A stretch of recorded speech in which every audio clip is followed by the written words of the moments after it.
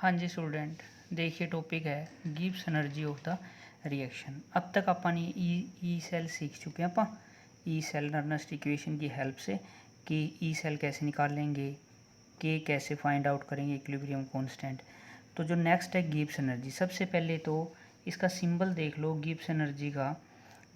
अपन ये find out करेंगे delta G of reaction.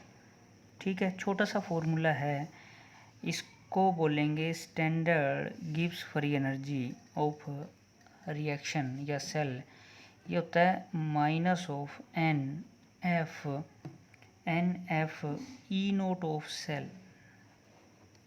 ये इसका एक छोटा सा फॉर्मूला है जो आपने लर्न करना है। एन क्या है? वही number of mole of electron transfer, number of moles of electron transfer.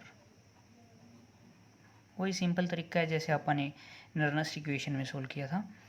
F Faraday constant है, फिक्स वैल्यू है कूलम। ठीक है जी। ई नोट आपने सीखा ही हुआ है, ई नोट को तो आप अच्छे से जानते हो। E naught of cathode minus E naught of anode.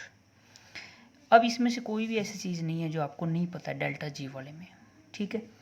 अच्छा जी, न्यूमेरिकल भी अच्छे खासे पूछे जाते हैं इससे भी, पर हैं आसान, बहुत ज़्यादा आसान है। देखो कैसे सोल्व करेंगे, एक करके अपन न्यूमेरिकल कर लेते हैं। अच्छा, पेपर में एक तो सीधा आ सकता है कि फाइंड आउट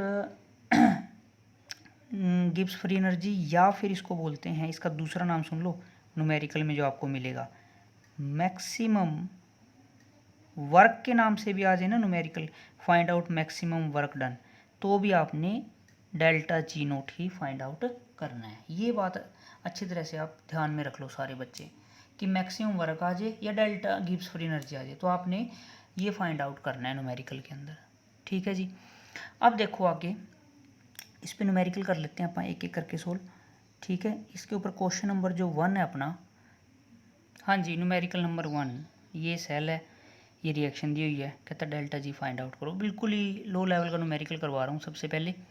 ठीक है जी। सबसे पहले फर्स्ट ऑफ ऑल जो आपका काम है, जब आंसर लिखोगे, आंसर में सबसे पहले आप लिखोगे फॉर्मूला कि अपन ने फाइंड आउट क्या करना है, क्योंकि फॉर्मूले से आपको ये पता चल जाएगा कि अपने को किस किस चीज़ की रिक्वायरमेंट है। नंबर ऑफ मोल ट्रांसफ़र यानी कि इलेक्ट्रॉन, हाँ जी, +2 है, 2 इलेक्ट्रॉन आगे सीधा है।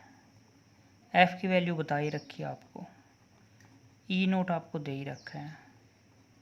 ठीक है, ये वैल्यू आ गई। तो डेल्टा जी की जो वैल्यू बनेगी यहाँ पर, डेल्टा जी की जो वैल्यू आएगी इस केस में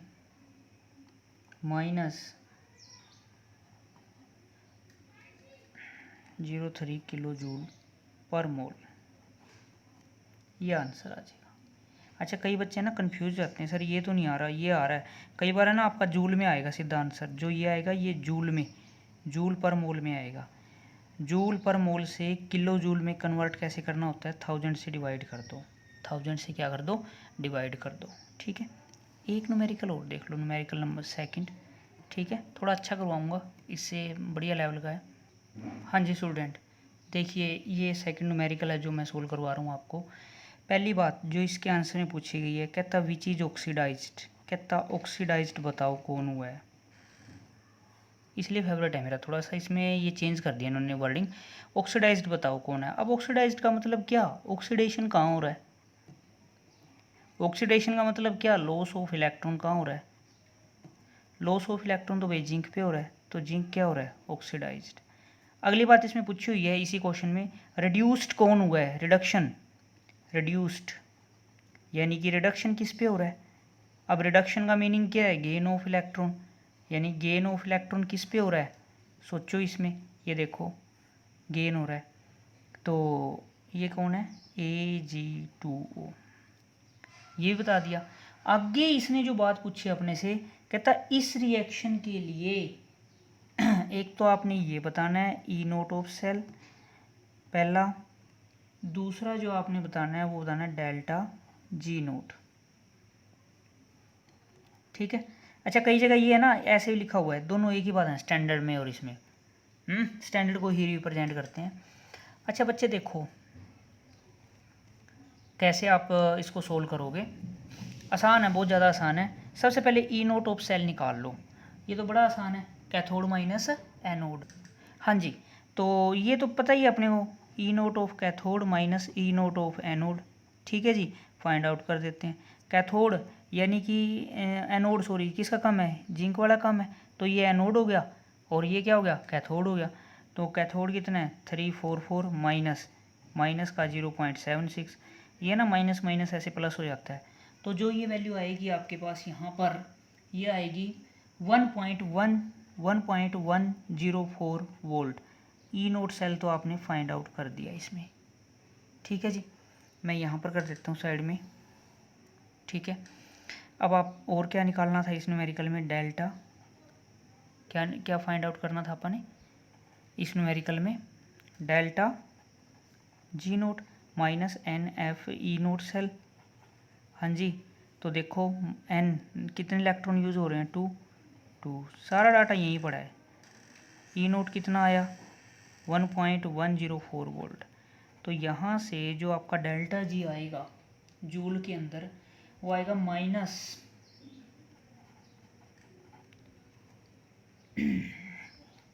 ये आपका आंसर आ गया। ठीक है, किलो जूल में खुद कन्वर्ट कर लियो, किलो जूल के अंदर आप खुद कन्वर्ट करना। किलो जूल में कन्वर्ट करने के लिए बताया हुआ है 1000 से डिवाइड करोगे, 1000 से क्या करोगे, डिवाइड करोगे। ठीक है, एक और न्यूमेरिकल करवा देता हूँ। हाँ भाई, न्यूमेरिकल थर्ड जीव्स फ्री एनर्जी पे करवा रहा हूँ। कहता ई सेल बताओ एक, तो इसमें दूसरा पूछा है डेल्टा जी नोट बताओ। ठीक है, तो पहला टारगेट सबसे पहले ई नोट ऑफ सेल निकाल लेते हैं। सबसे पहला रिएक्शन लिख लो, चलो इस फॉर्म में दिए, जिंक, फिर चार्ज वाला स्पीसीज, फिर क्या, इलेक्ट्रॉन। कैडमियम के लिए लिख लेते हैं, कैडमियम 2 इलेक्ट्रॉन और ये सी डी। ओवरऑल रिएक्शन अपनी क्या है, जिंक, कैडमियम 2, जिंक 2 और कैडमियम। बोलो यहाँ तक स्टेप 1 में कोई दिक्कत है तो ठीक है जी।